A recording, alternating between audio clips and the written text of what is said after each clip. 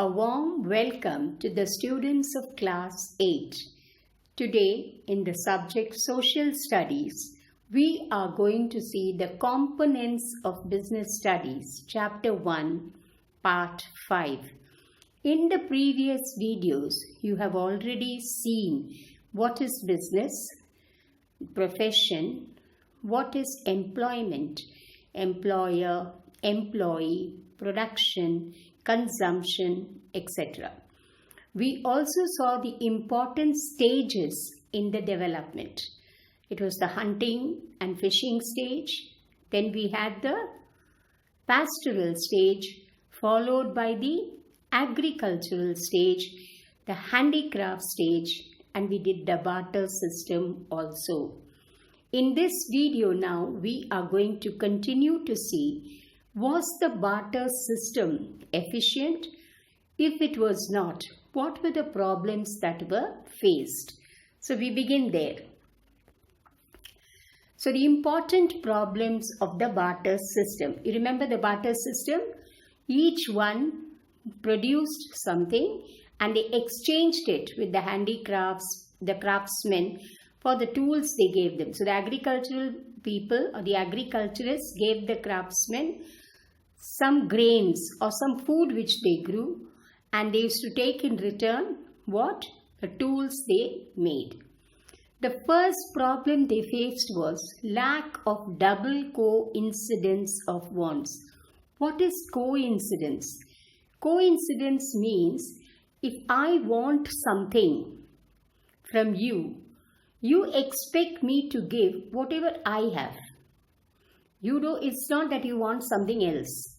So here there was a lack of double coincidence. Double coincidence means, suppose I wanted a pencil from you. If you wanted an eraser from me, it would be easy. But you had a pencil. You didn't want an eraser. You wanted a sharpener, which I don't have. So this is lack of double coincidence of wants. Let us see the example here. If two parties exchange goods with each other, when you exchange goods with each other, we call it coincidence of wants. But such double coincidence was rarely found. For example, A has rice and wants wheat. What does A have? Rice. And what does he want? Wheat. Now what is the problem?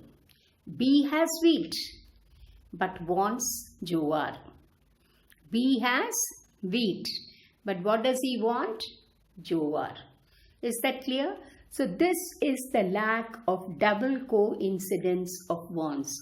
And B is not ready to take rice. He doesn't say, okay, you don't have jowar, give me rice. No, he says, I want jowar. I don't want rice from you. Is that clear? Next is, the second problem is lack of common measure of value. It was very difficult to decide the quantity of one commodity to another. All are not same weight, isn't it? Wheat, rice, sugar, pulses, they are all of different weights. So it was very difficult to decide how much to give for that measure. For example, for one cow, how many sheep will you give? For one cow is quite costly, it's big. How many sheep will you give to get a cow? Can you cut some parts of the sheep, say 5.5 or 6.5? Can you do that? No. So for one cow, how many sheep? For one measure of wheat, how many measures of jowar? This was very, very difficult to divide. So every time when they exchanged goods, they had some bitterness. Probably I did not get what I should get. He got more of my wheat. I got less of his rice. Things like that. These problems started coming up. The third problem was difficulty of subdivision, breaking it into further units. It was difficult to divide some animals or things. Especially animals. The same question, for one cow, how many sheep? Or they gave me 10 sheep. Can I give 1.5 cows? No. So how do I go about it? How do I come to a proper understanding? Next, the fourth one was difficulty of subdivision was the third. The fourth one was difficulty to store goods or to transport. To store goods means every good that you manufacture or you have, if they are cereals or pulses, they also have some life, beyond which if you keep them, they get spoilt. You might have seen small insects coming into rice or dal and all that, isn't it? So, how do you store these goods? So, we have perishable goods and non-perishable goods. Non-perishable goods you can store for quite a period of time. But perishable goods, cooked items, what I mean, you cannot keep them for days on end. They have a shelf life, a time by which you should use it. If you see any product that you buy in the market today, if you look at the cover before you empty the contents, it will be written use within 3 months or use within 6 months. What is the meaning of that? It is best before that period of time. So by the time it was brought, packed, sent, so much of time would have gone into it. So they give you a shelf life also and say use it by such and such a date. So there was a difficulty in storage of goods or transport. Transport means what? By the time they transported it from one area to another area, sometimes they started getting spoiled in between, or it was difficult, bulky, they were not able to transport it. The movement of goods from one place to another was also a problem. It was difficult to preserve some goods over a long period of time.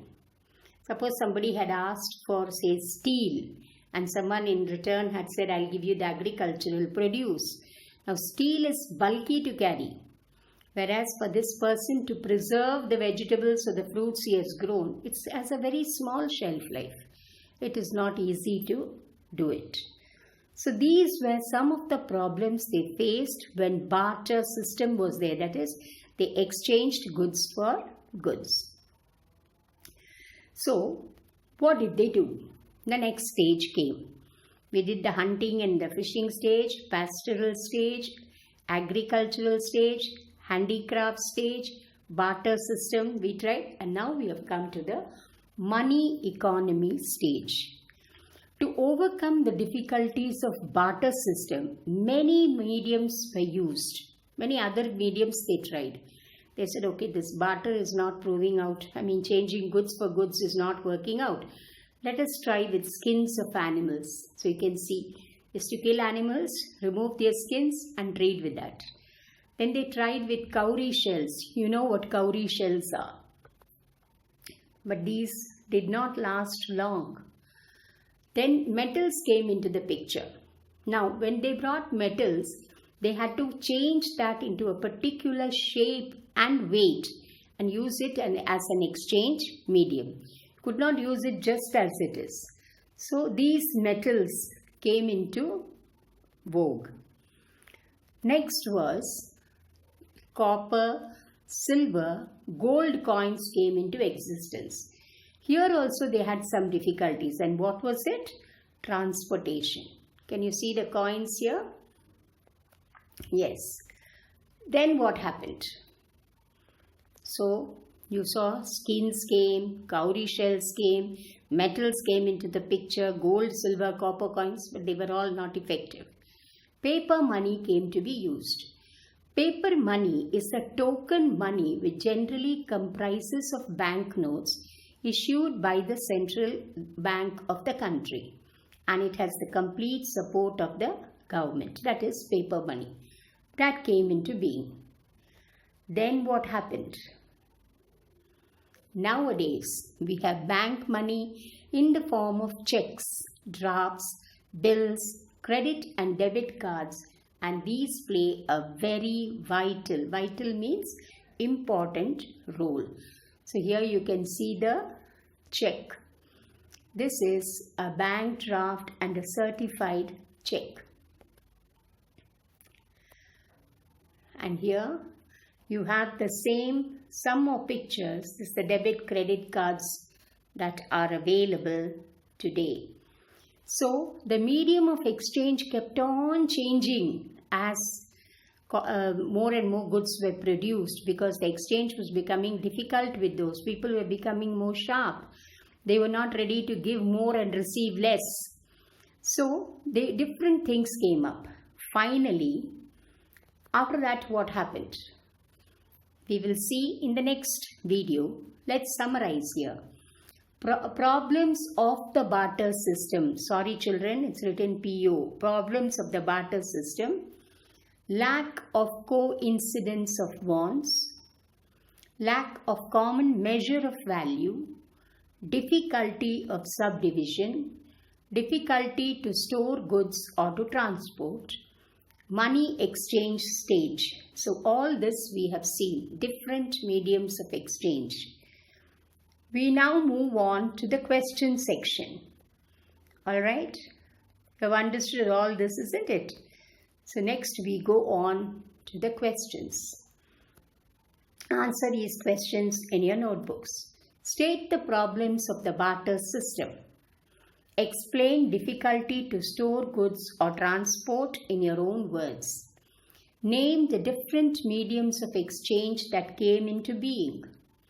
Which is the latest medium of exchange? Name some of the latest medium of exchange as used today. Did you all understand? Thank you, students. Please write down the answers to